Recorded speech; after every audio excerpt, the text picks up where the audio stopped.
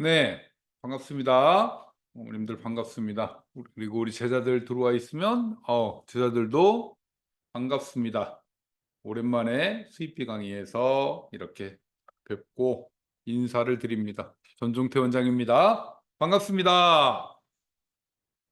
자, 더운 날씨 건강 주의하시고, 좋은 이제 강의와 또 수학, 입시, 그리고 그 외부 강의들 다시 준비해서 소통의 시간들 잘 만들어 보겠습니다. 자, 공유가 됐는데 공유가 잘 돼서 화면 보이시나요? 다시 한번. 자,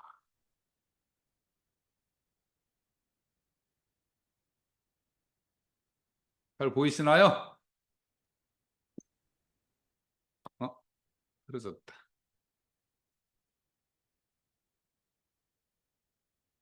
잘 보이시면 지금 1번 한 번만 눌러줘 보시겠어요? 제가 화면을 한 개만 봤더니 네, 네, 고맙습니다. 고맙습니다.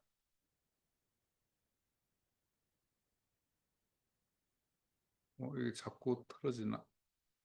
잠시만요.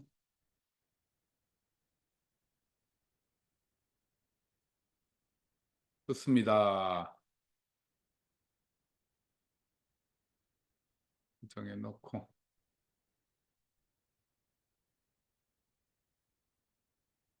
자, 시작해 보겠습니다.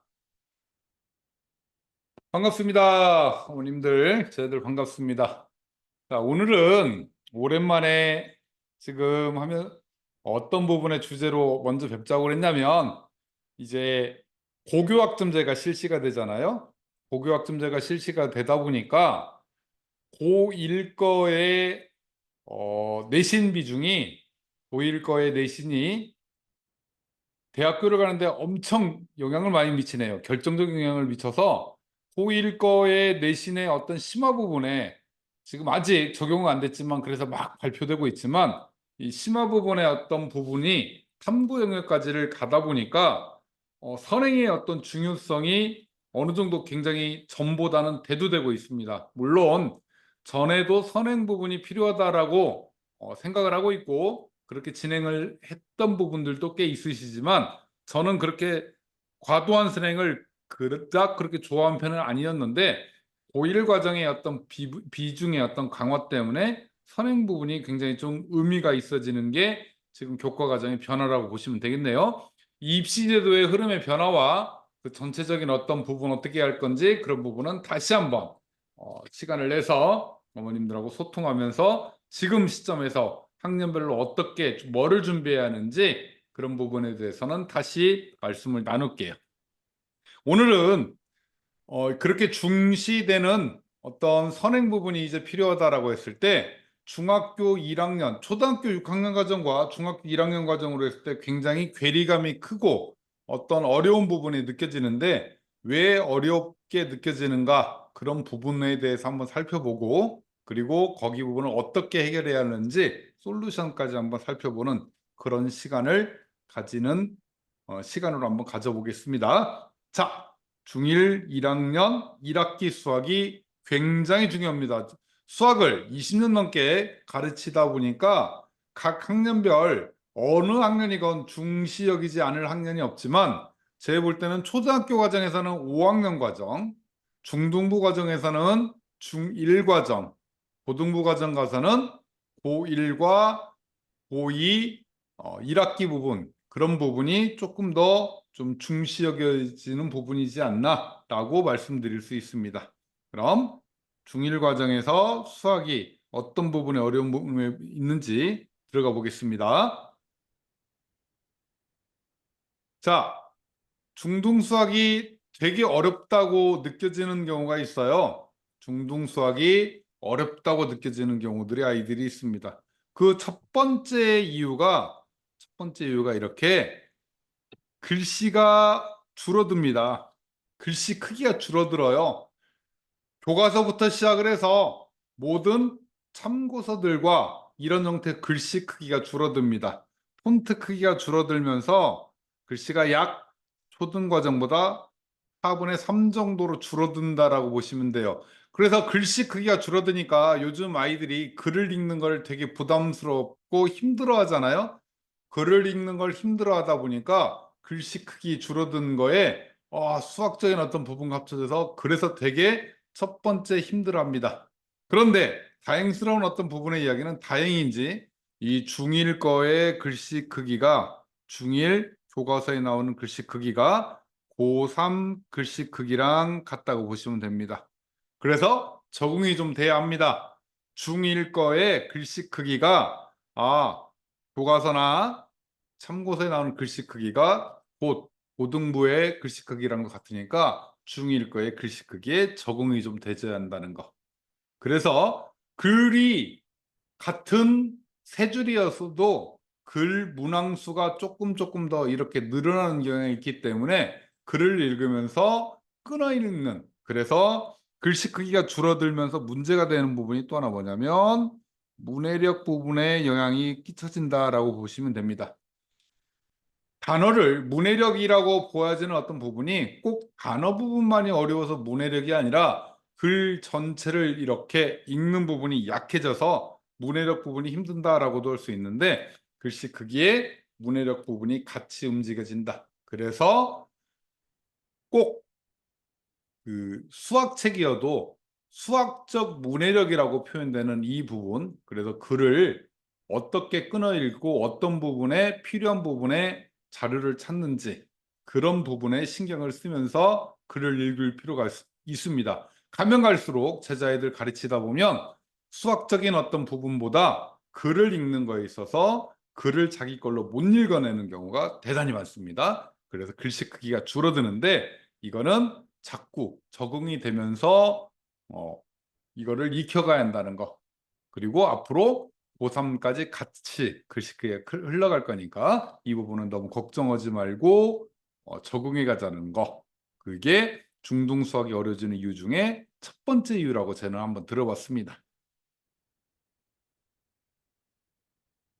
두 번째, 이 부분이 이제 굉장히 큰 부분일 수 있는데요. 초등학교 6년 동안 부호가 플러스만을 배웠는데 플러스만을 배웠기 때문에 한 방향으로만 생각이 돼 있어요. 어머님들은 어 더하기 빼기 관점으로 플러스 마이너스, 뭐 더해지는 건 플러스고 빼지는 건 마이너스 개념이다라고 생각하면서 이렇게 보시는 게 어렵지 않죠. 왜? 이미 플러스 개념과 마이너스 개념이 적용이 돼 있으니까요. 이미 아시니까. 그런데 우리 제자들을 가르치다 보면 습관이 무서운 거가 한쪽 방향으로 늘어나는 개념으로만 본 플러스 부분이 이 빼기가 마이너스 개념으로 이 변환되는 이 부분을 굉장히 처음에 받아들일 때 힘들어합니다. 그래서 중등수학이 어려워진 이유 중에 하나가 부호의 확장, 즉 음수의 등장이라고 보면 되겠네요. 그래서 처음에 생각보다 어머님들은 되게 답답하실 수 있겠지만 생각보다 이 플러스 마이너스의 개념에 부호의 개념에서 뒤로 나가지 못하고 이 연산 부분에서 굉장히 많은 시간과 힘듦을 같이 느껴지는 경우가 있습니다. 그래서 이 부호 부분에 대해서 철저하게 처음에 좀 짚고 넘어가야 하는데, 이 부호 부분은 방향이라고 생각하면서 넘어가 주면 좋겠어요. 방향. 이건 플러스는 오른쪽 방향으로 가는 거다. 방향, 마이너스는 왼쪽 방향으로 가는 거다. 라고 생각을 하면서 처음에는 수직선에 이 초등학교 때는 수직선에 굳이 나타낼 필요가 없었던 이 부분을 이제 부호의 관점에 0으로 놓고 한 칸씩 오른쪽으로 가지면 이렇게 숫자를 직선에 따라 나타난 수직선의 표시가 되는 거고, 오른쪽으로 갈수록 플러스, 왼쪽으로 갈수록 마이너스의 개념으로 늘어난다라는 거. 플러스로도 늘어나고 마이너스로도 늘어난다라는 개념.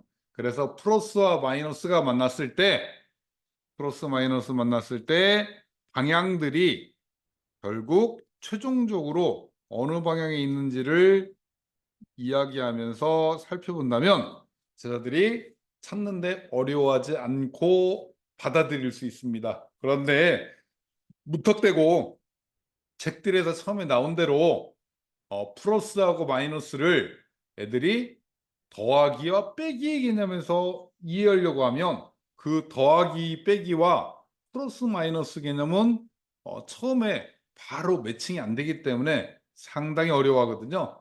그래서 이렇게 혹시 집에서 봐주시거나 옆에서 보시는 경우가 있다면 이 부호가 확장되는 부분에서 음수가 등장했는데 방향으로 보는 거다라는 거.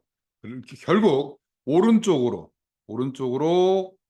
세 칸 같고 왼쪽으로 다섯 칸만큼 같다면 방향으로 봤더니 오른쪽으로 세 칸, 왼쪽으로 다섯 칸, 최종적으로 놓여진 건 왼쪽으로 두 칸, 이런 식으로 부호의 개념. 다시 말씀드리면 어머님들은 이미 플러스 마이너스 개념을 방향까지 아니더라도 이미 적응이 돼 있기 때문에 뭐 그닥 그렇게 어려워하지 않고 당연한 거야 라고 하시겠지만 우리 아이들은 부호의 관점에서 이렇게 헷갈릴 수 있으니까 방향의 관점으로 살펴본다라고 이야기를 해주면 됩니다. 이렇게 마이너스 3, 마이너스, 마이너스 5 이거 되게 헷갈린다니까요. 자, 마이너스 3은 왼쪽으로 세 칸 같고요. 마이너스는 왼쪽으로 세 칸 갔는데 다시 방향을 틀어서 오른쪽으로 간 꼴이 된 거잖아요. 그럼 다시 봤더니 마이너스 3과 마이너스 왼쪽으로 갔다 방향을 또 한 번 틀었기 때문에 방향은 결국 원래 방향으로 한다라고 방향의 관점으로 이해를 했더니 왼쪽으로 세 칸 갔고 오른쪽으로 다섯 칸 갔다면 최종적으로 간 최종 위치는 오른쪽으로 두 칸이기 때문에 플러스 2다라고 이해하시면 되겠고 이렇게 우리 아이하고도 같은 개념으로 같은 눈높이로 살펴줘 보시면 됩니다. 물론 수학에서는 반복되는 거, 귀찮은 걸 되게 싫어하기 때문에 생략을 한 번씩 할 거예요. 그래서 생략을 할 건데 이 생략 부분에 대해서는 이야기 안 잡혀져 있는데 생략을 한 번씩 할 건데 생략이 뭐다? 약속입니다. 한 번씩 생략되는 약속들. 플러스가 마이너스가 왔더니 플러스를 훨씬 많이 쓰다 보니까 플러스를 원래는 써줘야지만 이제 플러스 부분을 생략했기 때문에 그냥 숫자 2로 갔다라고도 봐주시면 됩니다. 원래는 플러스 2가 왔다라고 보시면 되네요. 그래야 정확한 방향을 나타낼 수 있다. 그런데 한 번씩은 다 생략 가능하다. 그래서 제일 많이 나오는 건 생략하자. 그래서 두 번째, 중등 수학이 어려워지는 이유, 두 번째는 부호의 확장으로 인해서 음수가 등장됐는데 양수를 플러스, 양수는 오른쪽, 음수는 왼쪽으로 살펴본다라고 보시면 되겠습니다.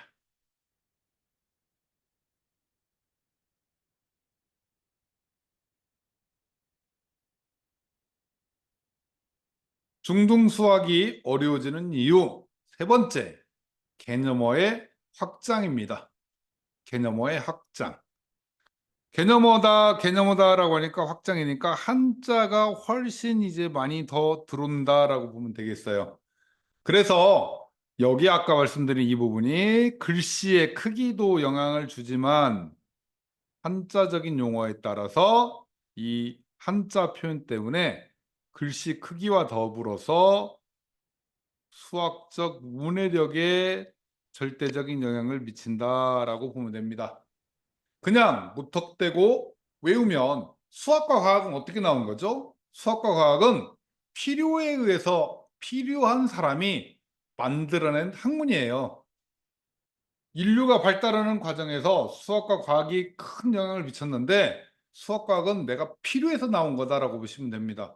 필요해서 나왔기 때문에 또 없던 거에서 뭔가를 하나 끄집어낸 거고, 그 다음으로 확장되는 과정에서 누가 먼저 발견한 사람이 이렇게 할 거야라고 정의를 내리고 그걸 약속을 정한다라는 얘기입니다. 그래서 우리는 아쉽게도 한글을 읽으면서 한글을 사용하면서 굉장히 쉬운 언어를 쓰는 거지만, 익히기 쉬운 언어를 쓰는 거지만, 이렇게 한자의 용어를 쓰는 부분에 있어서 수학적 문해력이 뒷부분에 크게 영향을 미치기 때문에 꼭 한자로 살펴보는 부분을 살펴보실 필요가 있다라고 말씀드려요.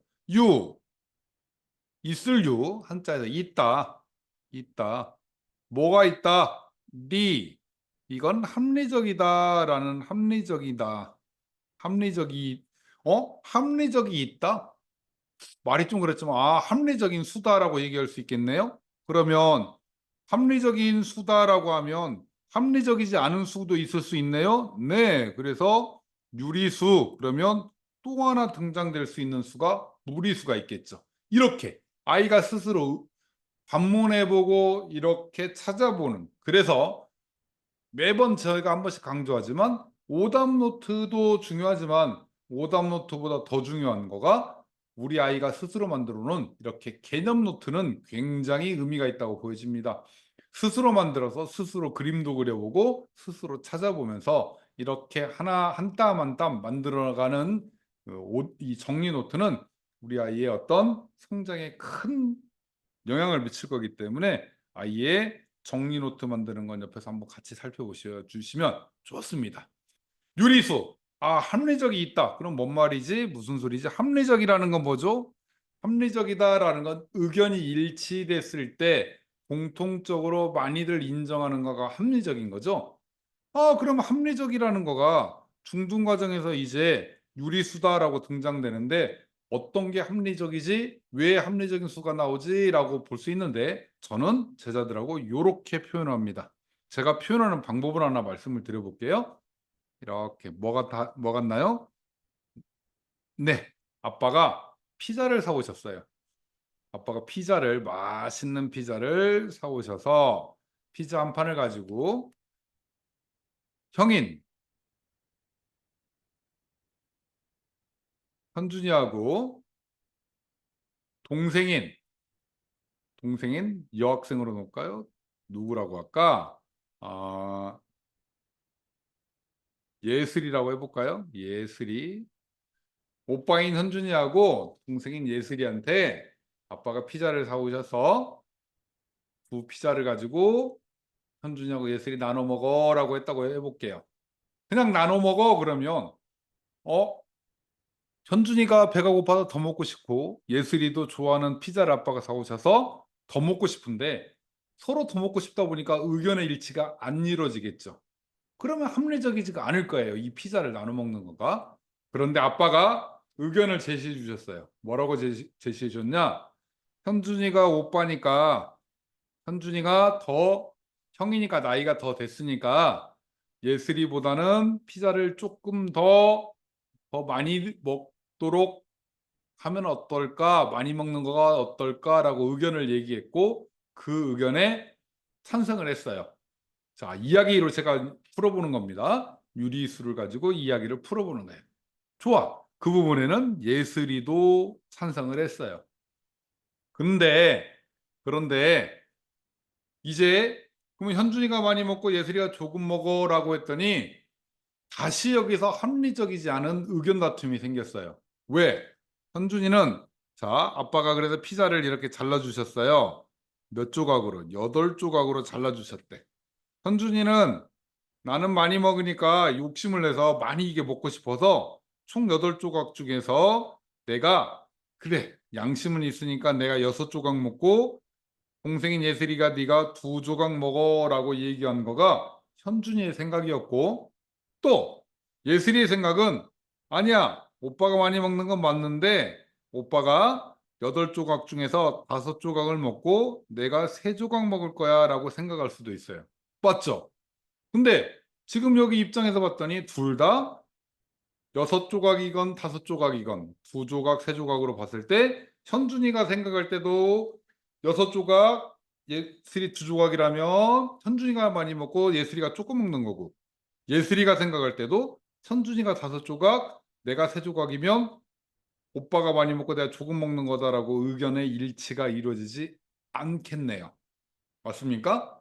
의견이 일치가 안 되기 때문에 네이셔널, 합리적이다라고 의견에 일치된다라는 얘기를 할 수가 없을 거예요. 맞죠? 그래서 그냥 막연하게 누가 더 많이 먹어, 누가 더 조금 먹어, 누가 더 많이 가져, 누가 더 조금 가져라고 하면 의견의 일치가 이루어지지 않을 겁니다. 그러면 어떻게 돼야? 정확히 나누어 줄 수 있어야.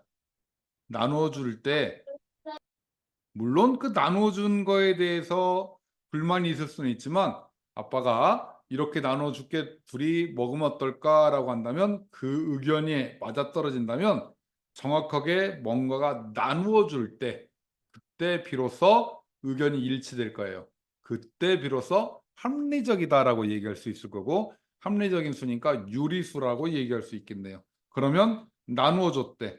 나누어 주니까 나누어 준다는 건 뭐죠? 이렇게 애매하게 많이 가져 조금 가져가 아니라 정확하게 나누어 준다. 나누어 준다라는 건 우리가 초등학교 3학년 때 배워봤던 분수가 되겠네요. 분수. 분수라는 건 분자에 있는 거를 전체 분모만큼 나눠서 분자만큼 가져가는 거. 그게 분수의 개념이기 때문에 나눠줄 수 있는 형태가 됐다라는 건 즉 분수로 나타낼 수 있다라고 이야기할 수 있겠네요. 그래서 여기서 개념이 확장됐지만 유리수다라고 하는 형태는 뭐로? 분수로 나타낼 수 있다라고 이야기가 되겠습니다. 그럼 그냥 분수라고 하면 되지. 왜 유리수라는 개념이 등장이 됐습니까? 유리수의 개념은 이렇게 분수가 됐지만 무리수의 개념 중에서 조금 더 다양한 형태의 무리수가 등장될 수 있거든요. 이거는 지금 어떻게 나눠줄 수 있으니까 분수가 된 거지만, 이제 곧 뒤에서 등장될 파이와 또 뒤에서 등장될 루트의 개념들이 파이는 3.14에서 나누어 주고 싶은데 끝이 없이 가고 있어요. 그럼 분수로 나타낼 수 있겠나요? 못 나타내겠죠? 루트라는 개념은 제곱에서 뭔가 나타내는 피타고라스 정리에서 뭔가를 이제 만들어 보고 싶은데, 중학교 2학년 2학기 이후로 이 나누어 딱 떨어지지 않는 1.41 쭉 끝도 없이 가고 있는 수가 굉장히 되다 보니까 이제 유리수의 개념보다는 무리수의 개념이 필요했고, 무리수의 개념이 등장이 되다 보니까 그러면 무리수의 반대인 유리수가 필요했다. 유리수가 필요했다는 건 근데 가만히 놓고 보니까 분수랑 같은 개념이다라고 이렇게 이야기를 한번 만들어 보고, 이런 이야기가 딱 아이들의 어떤 뇌리에 딱 적용이 된다면 유리수가 헷갈려가지고 유리수의 문제가 되지는 않을 겁니다. 이제 요걸 가지고 중학교 1학년 마치고 나서 2학년 때가 되면 이제 유리수, 무리수의 개념 확장이 되면서 무한소수인 순환소수 기억나시죠? 순환소수 바꾸는 거 기억나시나요? 이렇게 유리수로 바꿔주는 과정들을 중학교 2학년 때 이제 중1의 개념이 확장된 걸 가지고 이렇게 적용이 될 겁니다. 그래서 이렇게 개념을 그냥 유리수는 분수 그렇게만 외워놓는 친구와 이렇게 유리수를 왜 합리적이다, 왜 유리수라고 붙였을까라고 생각하면서 이 분수의 개념을 끄집어낸 친구는 무리수의 개념을 어떻게 받아들이냐가 큰 의미로 다가올 거예요. 어떻습니까? 이렇게 적용해 보고 하니까 괜찮지 않을까요? 네, 개념어가 확장이 되어 있습니다. 한자의 표현에 개념어가 확장이 되어 있어요. 개념어가 확장이 되어 있고, 특히 이제 1학기 부분은 아니지만 2학기 부분들은 중학교 때 와서 2학기 부분은 초등학교 때 다뤘던 도형들을 가지고 조금 더 확장하면서 외심, 내심 하면서 이등변 삼각형 그런 부분들이 그냥 무턱대고 외워서가 아니라 그 요소를 잘라보면서 이해가 되면 굉장히 기하학을 쉽게 접근을 하는 것이고, 그게 아니라 그냥 삼각형이 하면 180도야 라는 형태로 그냥 외워놓기만 해서 적용하려고 하는 친구들은 힘드니까 중학교 1학년 지금 되면서 시간 여유가 조금 있을 때 이렇게 개념어를 확장을 해보고 그 부분을 문해력으로 늘려보시기를 이렇게 추천을 드립니다. 개념어의 확장으로 인해서 중등수학이 어려워지는 이유 중에 하나입니다.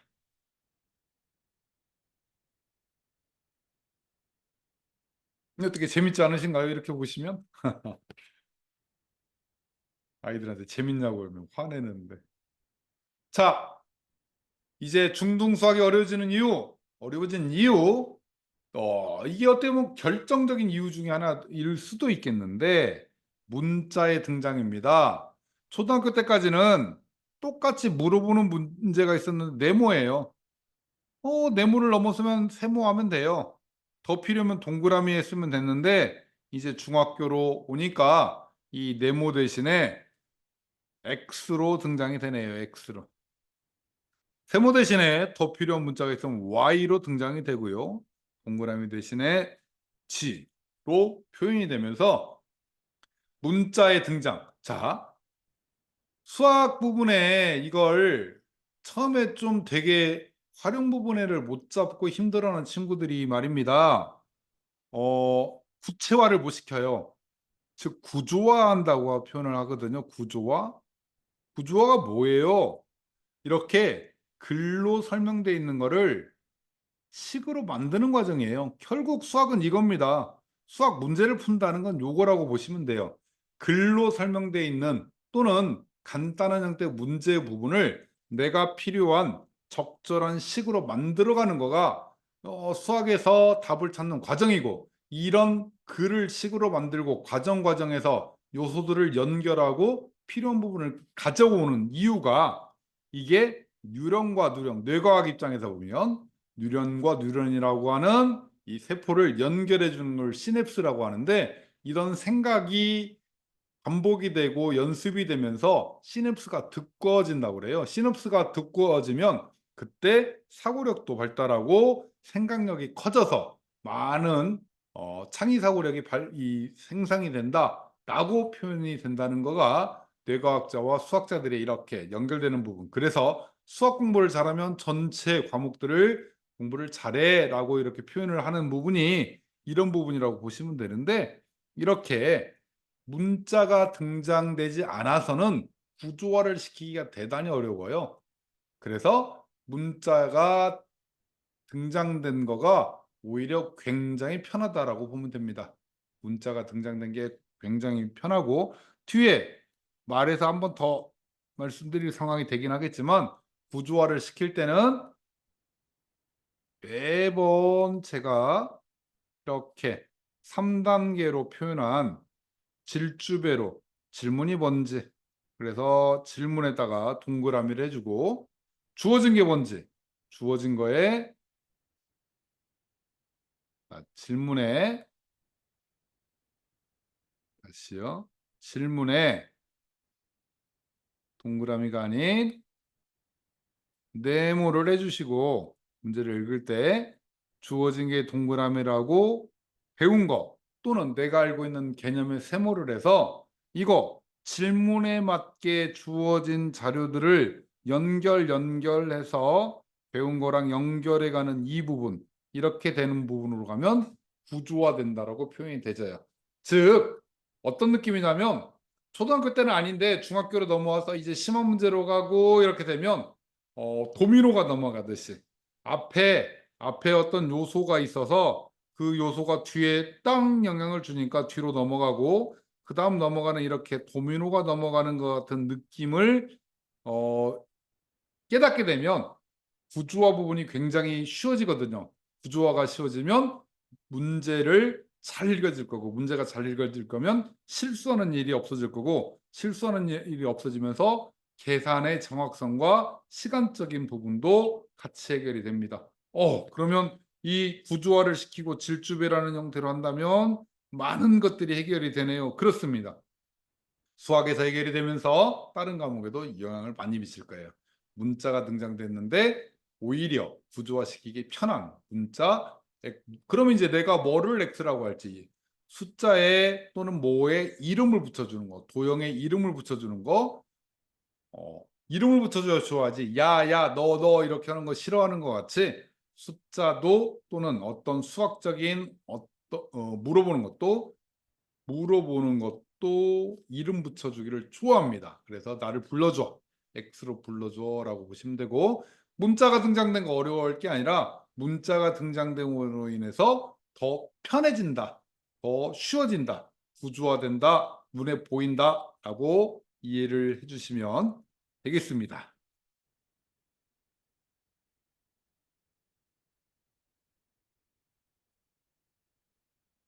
자, 이제 문장이 길어졌다. 아까 말씀드린 문장이 길어졌고 서술형 부분이 힘들어하네요. 독해력, 문해력 영향을 받고 문장이 길어졌기 때문에 길어진 문장을 가지고 어떻게 식으로 만들 건지 그거에 대해서 고민이 들어갑니다. 그래서 이 부분은 다시 한번 말씀드리는데 어떻게 질문이 뭔지 메모를 해주시고 그러면 질문 먼저 읽는 습관을 들이면 되게 좋겠죠. 어머님들 영어 시험 공부하실 때, 영어 시험 보실 때 질문 먼저 딱 읽고 반대로 문장을 이렇게 들어가 보이면 문장 내에서 내가 필요한 지문이 보였던 것 같이 수학도 마찬가지예요. 질문을 먼저 보고 주어진 게 뭔지를 보고 그래서 주어진 자료들에 동그라미를 해주시고 내가 배운 거, 내가 아는 게 뭐지? 라는 거에 세모를 하면서 이것들을 연결해 보면 됩니다.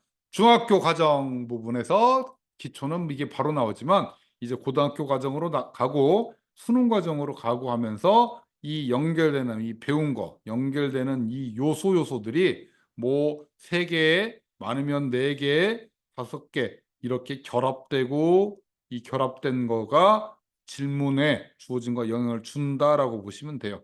처음에는 찾기가 어려울 수 있습니다. 근데 이걸 뜯어보기 시작하면 실마리가 반드시 문제에 있다라고 보고 그 실마리를 찾는 연습을 하면 됩니다. 여기에 추가를 하나 더 할게. 수학은 약속약문이라고 그랬잖아요. 약속약문이니까 뭐가? 생략들이 많이 됐다. 생략들이 많이 됐다. 생략들이 많이 됐기 때문에 생략된 약속들에 대해서 파악을 하고 그 약속들을 왜 이게 생략이 됐어요라고 따지려고 하지 말고 이 약속을 받아들이자.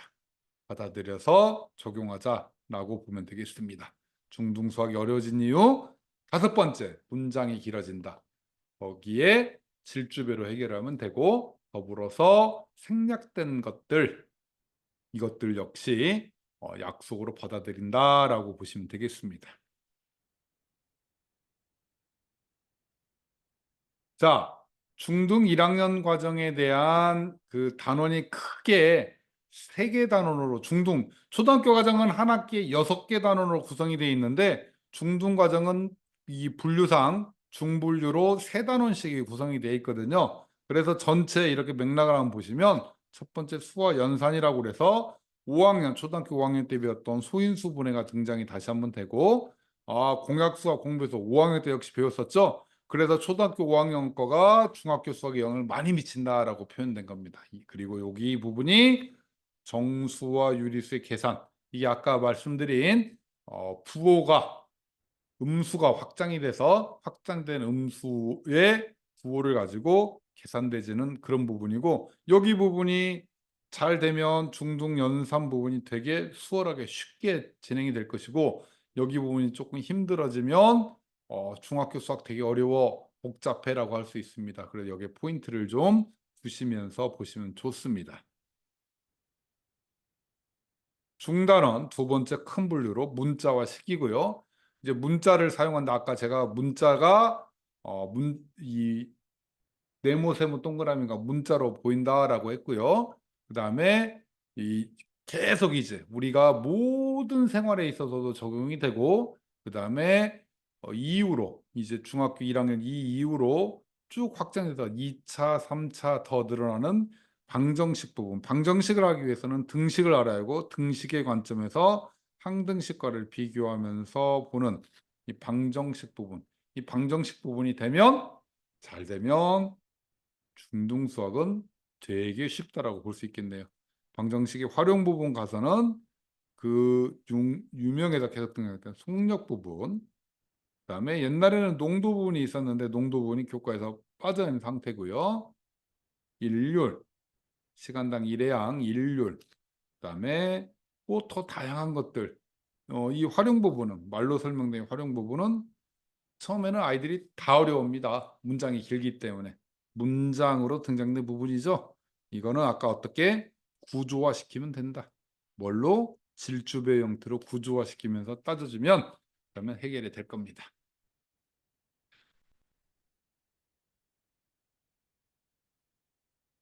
마지막 3단원이 이제 어, 오히려 3단원의 비중이 제일 어떻게 보면 크지 않고 1, 2단원이 대수학적인 얘기를 하면 3단원이 이렇게 기하학적으로 그래프 부분을, 그래서 중학교 2학년 부분으로 넘어갔을 때 1차 함수를 적용하기 위한 그래프 부분에 정비례와 반비례로 그래프 전체에 대해서 왜 그래프가 필요한 것을 살펴보고, 그 다음에 X축이라는 거, Y축이라는 걸 살펴보면서 정비례라고 하는 표현, 반비례라고 하는 표현들이 왜 등장이 되고 어떤 약속을 하는지를 살펴보는 거가 이렇게 3단원입니다. 그래서 중등과정의 수학은 이렇게 적용이 돼서 1학기 과정이 적용이 된다고 보이면 됩니다. 중학교 1학년 수학이 쉬워지면 전체적으로 수학에 자신감이 굉장히 붙어서 속도가 나는 부분이고요. 중1 1학기 부분. 지금은 서두에 말씀드렸는데 못 드렸던 게 자유학년제, 자유학기제 때문에 중학교 1학년 시험이 없었었는데 이제 올해부터도 작년부터 시작을 해서 자유학년제에서 자유학기제로 변하면서 2학기 때 시험이 거의 생성이 되고요. 이제 점점 1학기 때까지 시험을 늘리는 학교들이 늘어나고 있습니다. 그리고 고교학점제에서 상대평가로 또는 절대평가로 등급제에 그다음에 성취제로 A, B, C, D 이렇게 주면서 90점 이상 이렇게 주면서 따지는 부분들을 하기 위해서 중학교 1학년 때부터 이렇게 시험이 등장돼서, 물론 어떻게 보면 아이들한테는 힘들 수도 있지만 또 자유학년제, 자유학기제 때문에 공부가 등한시 됐던 부분들이 훨씬 좀 수월해지게 조금 더 좋아지는 형태가 될 수 있을 거라고 보여집니다. 그래서 여기 1학년 과정이 이제 이렇게 구성이 됐고 1학년 과정이 쉬워지면 수학 전체에 대해서 자신감이 가질 거라는 거 말씀을 드립니다. 그래서 굉장히 중요하다고, 1학년 1학기가 한 번의 변화가 있을 때마다 중요한데 중학교 과정에서는 1학년 1학기가 굉장히 중요하다라고 말씀을 드릴 수 있겠어요. 자, 이거는 뭐 약속의 학문에서 만들어 봤는데 이거는 이제 그 시간상에, 그러니까 다음에 기회 있으면 다시 한번 하고 이런 것들을 이제 제자들하고 하면서 살펴보는 부분이었는데 여기 계산 부분은 넘어가고요. 자, 이렇게 중등 수학이 왜 어려워지는가라는 걸 크게 4개, 5개, 거기다가 아까 약속의 학문이다, 약속이기 때문에 생략이 중요하다라고 하면 6개 정도를 가지고 초등학교 거와 중학교 거의 차이점에 대해서 이렇게 말씀을 드릴 수 있었습니다. 이렇게 차이점에 대해서 말씀드렸고 이 차이점을 잘 받아들여서 이걸 내 몸에 흡수하듯이 편안하게 그리고 집중력 있게 받아들인다면 중일 수학이 쉬워지고 중일 수학이 쉬워지면 중등 전체 수학이 쉬워지면서 고등까지 영향을 줄 겁니다. 자, 오늘 준비드린 강의는 여기까지, 뭐 중일 수학이 어려워지는 이유라고 해서 여기까지 했고요. 오랜만에 했으니까 후기 선물로 이렇게 하면서 중일 수학 1학기, 중일 수학 1학기 후기 선물로 연상 문제 200문제 되는 거를 제작해서 보내드리려고 합니다. 그리고 오늘 같이 이렇게 했던 강의안도 같이 제공을 드리도록 하겠습니다. 그리고 메이공 안내를 좀 드릴게요. 메이공 우리 제자들이 지금 4학년 때부터 시작을 해서 중1 되는 지금 6학년 친구들이 6학년 제자들이 3년간 거의 같이 해온 제자들이 꽤 있습니다. 그 친구들이 이제 초등학교 과정을 마무리했고요. 이제 예비 중1 과정으로 중1 과정으로 들어갑니다. 그 친구들과 굉장히 열심히 하고 있고, 그다음에 음, 뭔가 성취를 위해서 학원을 따로 않고 과외를 하지 않더라도 매일매일 적용되는 20문제 개별 맞춤 학습으로 본인한테 맞는 이 20문제씩 제공받는 것. 물론 30문제씩 제공받아서 하는 친구도 있긴 있고요. 그렇게 성장되고 있는 제자들을 보면서 굉장히 보람이 있는 부분인데, 8월부터 우리 제자들과 6학년 제자들이 예비 중1 과정으로 중1 과정에 들어갑니다. 8월이니까 오늘이 말인가 내일부터네요. 그래서 같이 중등 과정을 같이 공부할 친구들이 제자들이 있으면 이번 기회에 예비 중1 과정을 같이 한번 해보자라고 해서 이렇게 안내를 드립니다. 그리고 이제 미리 제가 따로 인강업체 쪽에 보내기 위해서 미리 제작된 교환하고 영상을 보내드릴 거예요. 중등 과정의 부분에서. 그리고 20문제, 필요하면 30문제씩 이렇게 할 것이고, 주 1회 실시간 수업을 하는데, 그건 목요일 날 오후 9시 10분, 내일이네요. 내일 목요일 9시 10분에 매주 수업이 진행되면서 제자들과 만나고 있습니다. 혹시 관심 있는 어머님들은 신청서 톡방에 올려드릴 테니까 보시고 하시면 되고요. 특전으로 이번에 새로 시작되는 부분이니까 특전으로 새로 시작하면서 MLT 수학 역량 검사를 한번 실시해 드리고요.